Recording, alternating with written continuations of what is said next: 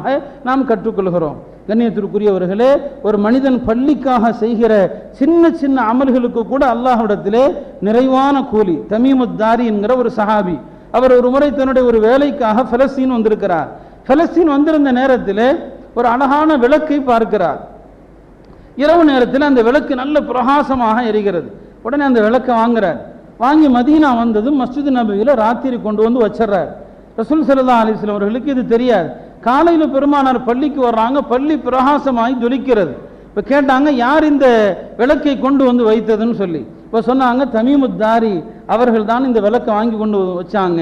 நபி ஸல்லல்லாஹு அலைஹி வஸல்லம் அவர்கள் சந்தோஷத்தில் சொன்னாங்க, நவ்வர்தல் இஸ்லாம், இஸ்லாத்தினுடைய அடையாளமாகிய இந்த பள்ளியை நீங்கள் ஒளிமயமாக்கி விட்டீர்.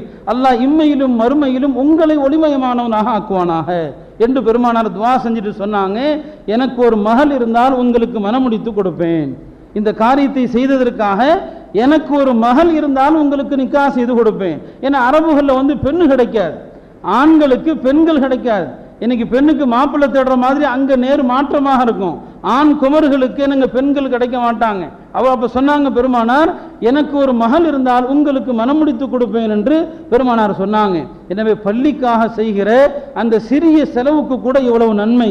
இன்றைக்கு இந்த நன்மை ஒருத்தர் பெறணும்னு சொன்னால், பள்ளி வாசலில் என்னங்க இன்னைக்கு மின் கட்டணங்கள் உயர்ந்திருக்கிறது, கரண்ட் பில் உயர்ந்திருக்குது, நான் பள்ளிக்கான எவ்வளவு மின்சார கட்டணம் வருகிறதோ அதை நான் பொறுப்பேற்கிறேன் என்று ஒருவர் செய்தால் அல்லாஹ் இந்த நன்மை அவருக்கு தருகிறான். ஆக பள்ளிக்காக நாம் செய்கிற ஒவ்வொரு செலவும், பள்ளி சார்ந்த ஒவ்வொரு விஷயத்திற்கும்